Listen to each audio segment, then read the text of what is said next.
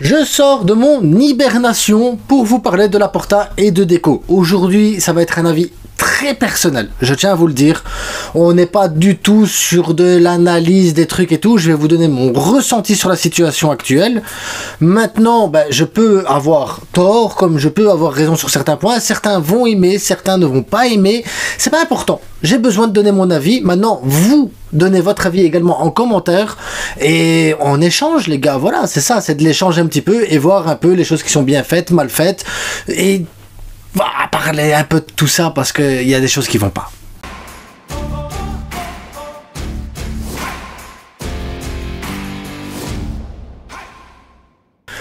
Je suis supporter du Barça.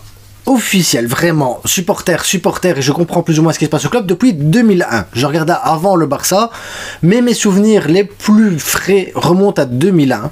Et donc, depuis 2001, je considère Laporta comme le meilleur président de l'histoire du Barça. Parce que j'ai pas connu les anciens. Je n'ai pas connu les autres, donc peut-être qu'il y a eu mieux, mais les anciens pourront me dire s'il y a eu mieux. Aujourd'hui, moi, de ce que je connais du Barça, de ce que j'ai pu voir avec mes yeux, de ce que j'ai pu entretenir et cette relation que j'ai avec le Barça, Laporta est le meilleur président. Malgré tout, il y a beaucoup de choses qui vont pas. Aujourd'hui, on va parler surtout de la campagne publicitaire pour le retour au Camp Nou le 10 août. Alors, le retour au Camp Nou le 10 août, finalement, c'est un mythe. Voilà, c'est un mythe, c'est une campagne publicitaire qui tombe à l'eau, c'est une communication désastreuse et c'est pas la première fois qu'on a une campagne publicitaire ou qu'on a un discours qui nous met, qui nous refroidit en fait plus qu'autre chose. Alors qu'encore une fois, moi je l'ai toujours dit et je l'ai toujours soutenu, Laporta fait un travail admirable. Mais sa communication, elle est horrible. Sa communication, elle est désastreuse, les gars. Parce qu'aujourd'hui, tu vas parler de Messi. Ah, Messi, il va revenir, campagne. Ouais, bon, après, tu te rends compte que Bartomeu, on fera une vidéo sur Bartomeu. On va devoir faire une vidéo sur Bartomeu, les gars. Parce que il va falloir remettre les pièces là, au bon endroit où elles devaient être. Et l'église au milieu du village et la mosquée au milieu du village également. Parce qu'il y a un problème qui va pas. Bartomeu a flingué le club. Mais a flingué, les gars. On était au bord de la faillite. Les clés sous le paillasson, un nouveau propriétaire, et voilà, on parlait plus du Barça. Laporta est arrivé, il a sauvé ce truc, mais à un moment donné, le problème, c'est le mensonge, tu vois, tu peux faire une annonce, te planter, ça arrive, c'est pas grave, mais là, ça devient trop. Le Gamper, tu l'attends, tu te dis, ça y est, on va de retour au Camp Nou. Là, on est en train de discuter pour savoir si on va jouer au Montjuic toute la saison, les gars.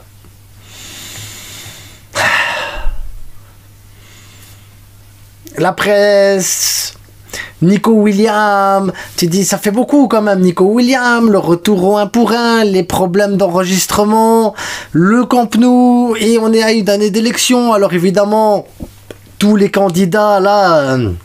qui pensent qu'ils peuvent être meilleurs que Laporta, ils sont tous là en train de dire oui, le chantier, c'est quoi cette société, le retour au 1 pour 1, la communication, oui, il y a toute une réalité à côté de tout ça. Le chantier, bon, c'est pas Laporta qui met les briques, on est d'accord, mais il y a un chef de chantier, il y a un chef de projet, il arrive à voir Laporta, il lui dit ouais, t'inquiète, le 10 août tu peux ouvrir. Non. Donc toi aussi, et là c'est la faute de Laporta. Moi je vais partir sur autre chose que juste lui dire la communication elle est mauvaise. S'il y a tout ça aussi, c'est à cause de Laporta. Me dites pas oui mais c'est pas lui qui met les briques. C'est lui qui choisit les hommes avec qui il compte travailler. À l'époque t'avais, on va prendre le cas de Deco par exemple, on va prendre le cas de Deco.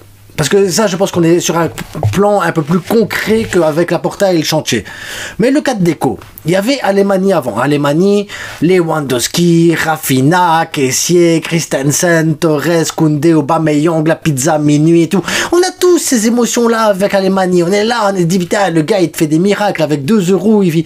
Avec 2 euros, le gars, il transforme une équipe. Il transforme une équipe avec 2 euros. Il te fait venir des joueurs, tu sais pas comment. Il négocie des trucs. Il donne envie aux joueurs de venir au Barça. Et tout ça avec des salaires très bas et tout. Ça se passe super bien. T'as Alemany, c'est magnifique.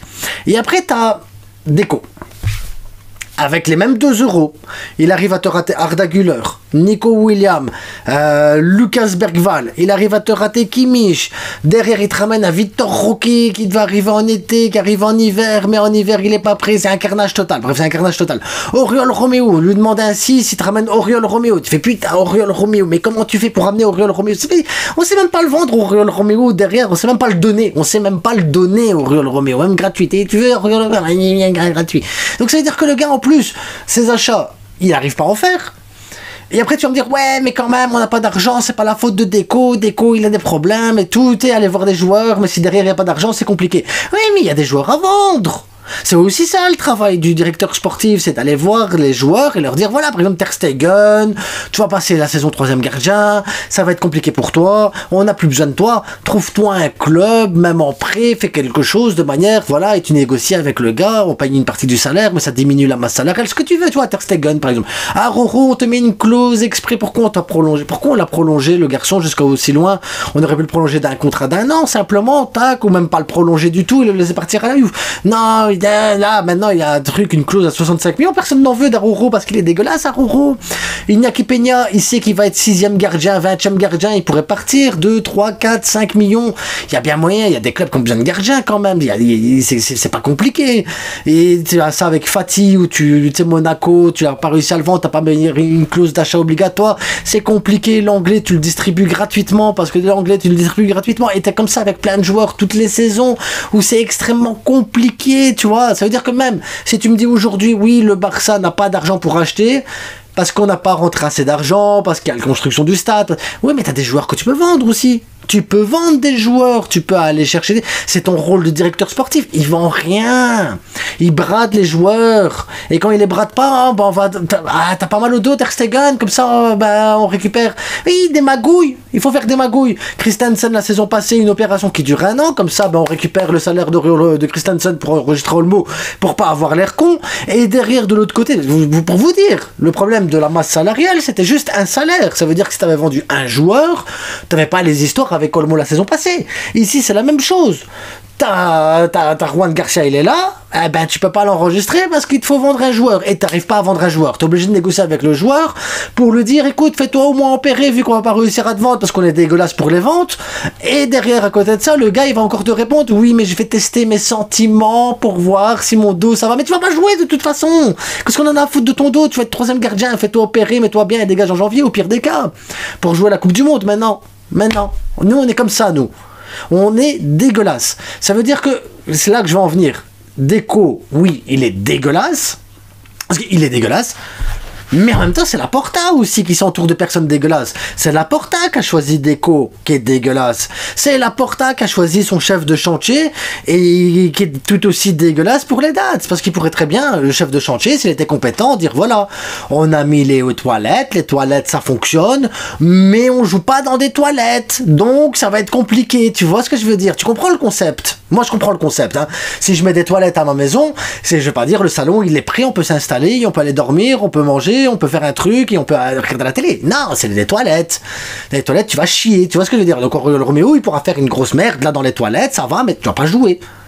Ça l'évitera de faire une merde sur le terrain. Mais voilà. Mais ça t'empêche de jouer un match de foot. C'est là que je veux venir. C'est-à-dire le chef de chantier, il arrive. Il doit lui dire les choses clairement. Les WC sont prêts, on a mis des sièges, mais la pelouse, la sécurité, les parkings, tout ça c'est pas prêt. Il va donc falloir encore peut-être 6 mois pour ça, 3 mois pour ça, 2 mois pour ça. Donc le retour au Gamper, le retour pour le Gamper, on oublie la saison 6 au Montjuic, ce sera pour la saison prochaine. Et là c'est sûr et certain, on sera terminé à 80%, mais on peut accueillir les gens et dans toute la sécurité, dans toute l'infrastructure, comme c'est convenu avec la mairie de Barcelone, comme c'est convenu avec les instances de l'UEFA, comme tout le monde le veut et réellement, et comme ça on est bon. Là, la Porta fait sa campagne, le Camp Nou, bam, compte à rebours dans 1 an, et tac, et tous les jours tu mets un compte à rebours, on se rapproche de jour en jour de l'arrivée au Camp Nou. Mais au lieu de ça, non, t'annonces un truc bidon parce que l'autre il a dit les WC sont prêts, t'inquiète, on peut jouer. un concept étrange, mais je comprends pas le concept. Mais c'est un concept. Mais encore une fois, me dites pas, oui, c'est pas la Porta qui met les briques, mais c'est la Porta qui choisit les chefs de chantier. Et les chefs de chantier, ils sont bidons pour dire des trucs pareils. Autant bidons que l'autre qui arrive, qui dit on a mangé avec l'agent de Nico Williams, ça se passe super bien, il va signer demain à Bilbao. Ter Stegen, bah oui, on va lui annoncer, il va partir, ça va, il partira pas. Ansu Fati, il va aller à Monaco, on va récupérer le salaire, on inscrit tout le monde, on inscrit personne, parce qu'on paye une partie du salaire. Et c'est toujours le même cinéma, donc le 1 pour 1, il va falloir trouver des astuces. Ah, on va mettre des sièges VIP, alors on monte que ça sera plus rapide. Ah ouais, mais des cabines de chantier tant que t'y es, comme ça on les invite là. Je sais pas, moi. Et ça m'emmerde, je vous jure, ça m'emmerde, parce que la Porta, moi, dans l'idée que j'ai de la Porta, et là c'est vraiment une idée personnelle, le gars, c'est un supporter comme nous. Il aime le club comme nous, moi je le sais, je le vois. Quand il est dans le stade, il est tout aussi euphorique qu'un supporter. Quand il communique comme un supporter. Quand il discute comme un supporter. Quand il fait ses trucs, tu vois un supporter du Barça, les gars, tu vois. La Porta, je le vois pas comme un président, moi, je le vois comme un supporter comme toi, comme moi, comme tout le monde. Tu vois ce que je veux dire? Il est comme nous, tu sais, le chef de chantier, il arrive, il dit, oh, on va jouer en août. Lui, il arrive, il dit, ouais, c'est bon, on joue en août, tac, tac, on y va. Campagne publicitaire, on annonce à tout le monde. Oui, mais non. Sois un peu plus président, prends un peu plus de recul sur ta communication, sois pas comme ça, va vérifier par toi-même, va sur le chantier et dis ouais mais c'est normal ça, tiens et les supporters on les met où, tous aux toilettes, et, tu vois ce que sois moins euphorique, prends un peu plus de recul. Parce que derrière, t'as fait des choses bien, Juanito, t'as fait des choses bien quand même. On était en bord de la faillite, on a diminué la masse salariale quasiment par 2, on a des revenus quasiment à 1 milliard, on a récupéré une équipe de foot, on a fait des trucs bien, tu vois ce que je veux dire, on reprend du plaisir sur le terrain, un petit flic, un coup de génie, mais ta communication, ta manière de faire les choses, elle est compliquée, les émotions, nous on les prend aussi les émotions.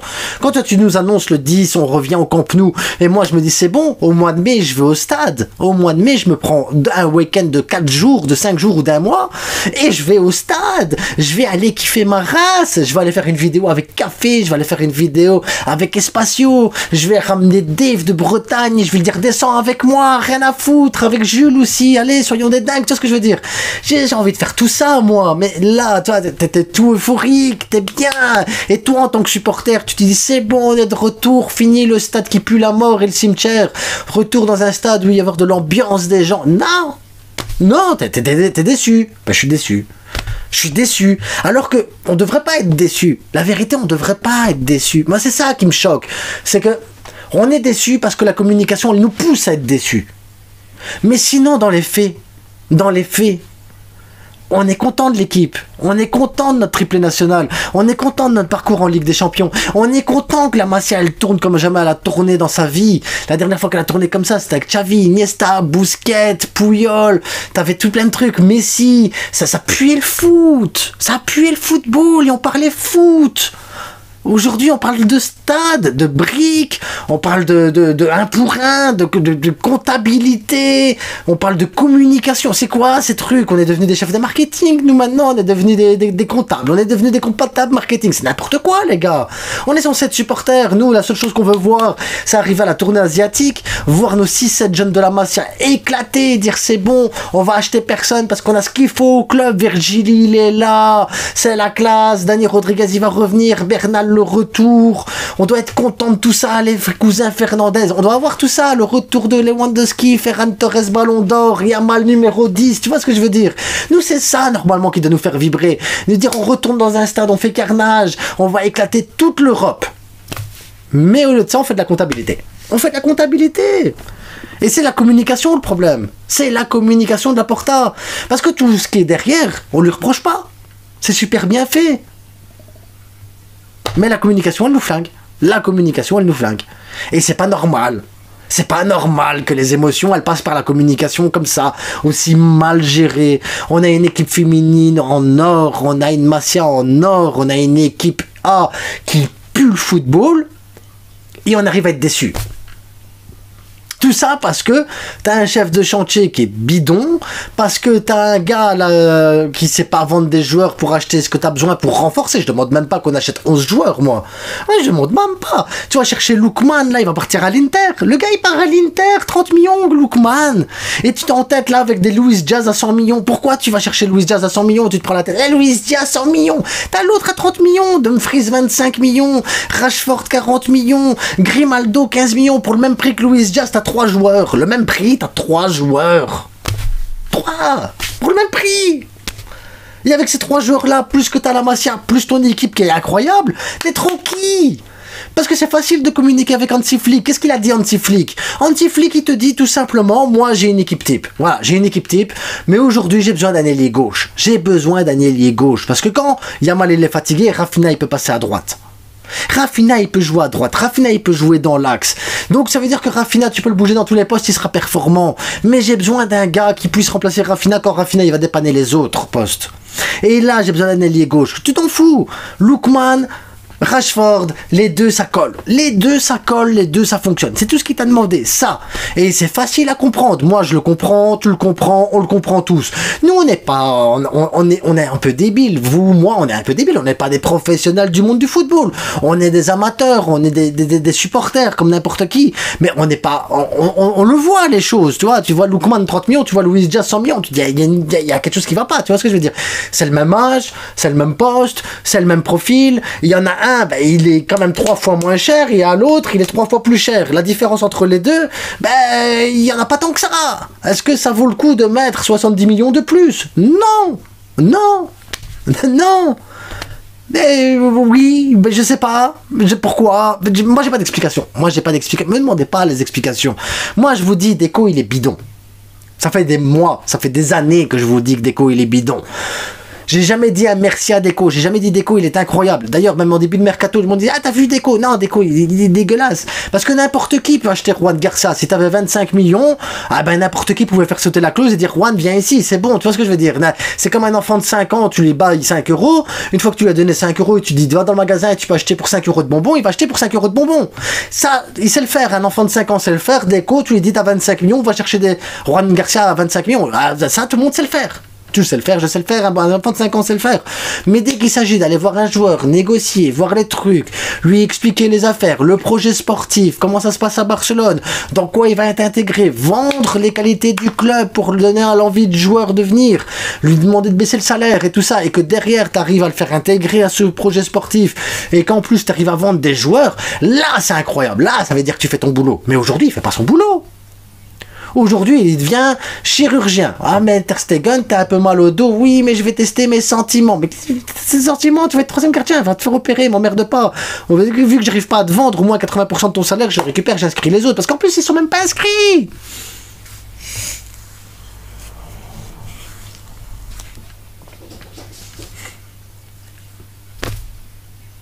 Et Laporta, le pire, c'est que c'est le meilleur président. Je vous jure, ça peut paraître contre-intuitif ce que je vais dire. Mais Laporta, c'est le meilleur président. C'est le meilleur président. Et aujourd'hui, malgré tous ces trucs-là, et c'est le hasard hein, qui veut ça, c'est le hasard qui veut ça, mais tous les projets qui sont là, parce qu'aujourd'hui, si on avait eu l'argent qu'il fallait, imaginons Bartomeu fait pas de con. On va aller dans un monde parallèle où Bartomeu n'a pas fait le con avec le club. Et que Laporta, il arrive président. On n'aurait pas la même équipe. Et aujourd'hui, j'adore cette équipe. J'adore cette équipe. On a plein de jeunes là, la Masia. Les Gavi, c'est un coup de génie. Fermin, c'est un coup de génie. Yamal, c'est un coup de génie. Baldé, c'est un coup de génie. Koubarsi, c'est un coup de génie. Et j'en oublie les autres. Désolé pour tous ceux que j'oublie encore derrière. Mais l'âme de cette équipe, c'est la Masia. Si on avait eu l'argent, est-ce que l'âme de cette équipe aurait existé? Est-ce qu'aujourd'hui, si on avait eu l'argent, on aurait eu tout ça? Est-ce qu'aujourd'hui, si on avait eu l'argent, on aurait fait une meilleure saison? Est-ce qu'aujourd'hui, si on va chercher Lookman, Rashford, Dumfries ou Grimaldo, ou je sais pas qui vous avez dans votre liste, est-ce que ça veut dire qu'on aurait une meilleure équipe pour la saison prochaine? Est-ce que tous ces noms-là auraient pas bloqué peut-être des Virgili, des Fernandez? Et donc je me dis, toute cette communication qui est mauvaise pour nous, parce que bah, ça nous ça nous influence notre manière de percevoir le club. Et c'est pareil pour, à mon avis, pour les sponsors, les trucs et tout. Est-ce que toute cette mauvaise communication n'a pas abouti sur quelque chose de bien mieux, en fait? Mais on ne voit pas ce qui est mieux parce qu'on est déçu. Alors que si Laporta est communiqué correctement en disant, ben voilà, dans un an, vraiment, dans un an, avant la fin de mon mandat, on aura un stade.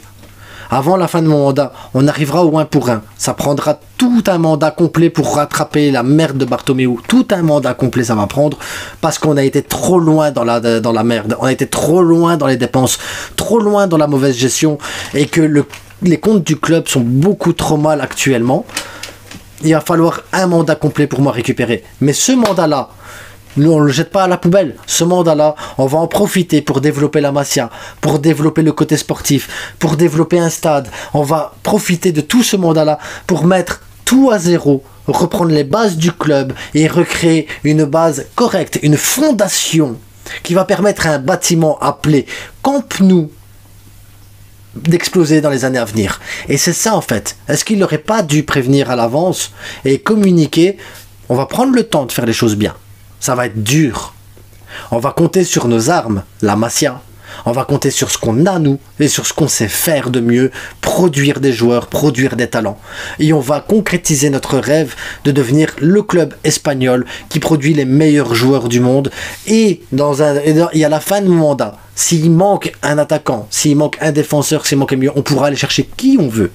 Parce que là, on aura la possibilité de le faire. Mais aujourd'hui, vu qu'on est en train de construire un stade, vu qu'il faut rattraper des coupes budgétaires, vu qu'on a une masse salariale trop élevée et qu'on doit reconstruire quelque chose de bien, ah ben on va prendre le mandat au complet et on va le mettre en stand-by de manière à ce que tout se passe au mieux. Et nous, je suis convaincu qu'en tant que supporter, parce qu'on aime ce club, les gars, c'est ça qui est fou, on est amoureux de ce club. Des fois, je pense même qu'on peut être plus amoureux de ce club-là que certains membres de notre famille, pour vous dire à quel point on est attaché émotionnellement à ce club. Mais je pense que ça aurait été mieux pour nous de ne pas avoir cette communication mensongère, d'accepter nous de notre côté la vérité et d'expliquer, ben oui, voilà, on est dans une situation compliquée. Mais vu la situation compliquée, ce qu'on produit actuellement est incroyable. Et c'est une vérité. Ce qu'on produit aujourd'hui et ce qu'on réalise aujourd'hui est incroyable. Et Laporta, ce qu'il fait est incroyable. Mais sa communication nous pousse à croire qu'on est dégueulasse. Et c'est sa faute à Laporta. C'est sa faute. Et c'est ça que je lui en veux. Parce que tout ce qu'il fait à côté, parce que la communication c'est 10%. Des 90% de ce qu'il fait au club. Et bien ces 10% là, il bousille les 90 autres pourcents qu'il fait bien. Bon, c'est pas comme Deco, quasiment 100%, c'est l'inverse lui, c'est 90% mal fait, 10% bien, mais Laporta c'est ça. Et tout ça, c'est à cause de sa communication et du fait qu'il ne sait pas s'entourer. Il aurait encore un Alemany à côté de lui, un Cruyff à côté de lui, il aurait des personnes de confiance à côté de lui, et quelqu'un dans la communication qui lui explique, écoute, oui, la politique, c'est comme ça, mais t'es à Barcelone ici. Il y a Barcelone, il y a une manière de communiquer, mais il y a aussi une manière d'expliquer les choses. Et si tu expliques bien les choses aux gens, que tu leur expliques que la situation elle est compliquée, que tu montres les comptes du club avec Bartomeu, tu montres les comptes du club maintenant, et tu expliques que l'équilibre il est atteint parce qu'on avait un déficit comme ça et maintenant on a un plus comme ça, mais quand tu fais l'équilibre des deux on arrive presque à une balance. Ah ben cette presque balance, ça veut dire qu'à la fin d'un mandat on est à un équilibre total et on ne parle plus de comptabilité, on parle football. Et c'est ça qu'il faut. J'ai envie qu'on reparle football les gars. Donc je suis sorti de cette hibernation pour voir votre opinion à vous, comment vous voyez les choses. Mais voilà, vous avez mon opinion personnelle. Maintenant, ben, dites-moi vous ce que vous en pensez. Et on se retrouve demain pour une prochaine vidéo. Parce que je suis de retour. Ah oui, pour ceux qui sont encore là, d'ailleurs, si vous êtes encore là, mettez un hashtag je suis encore là. C'est la classe déjà, c'est la classe. Grande classe. Une FAQ va sortir dans un mois pour fêter les 3 ans de la chaîne aussi. Ouais, 3 ans bientôt. Ah. Il est beau, hein? Vestierstore.com les gars, n'oubliez pas. 10% de remise, code promo la frite. Et magnifique. I'm the beautiful Yamaldis. Abonnez-vous, likez, partagez les gars. Et surtout, portez-vous bien. Et n'oubliez pas, ça reste que du football. Ciao.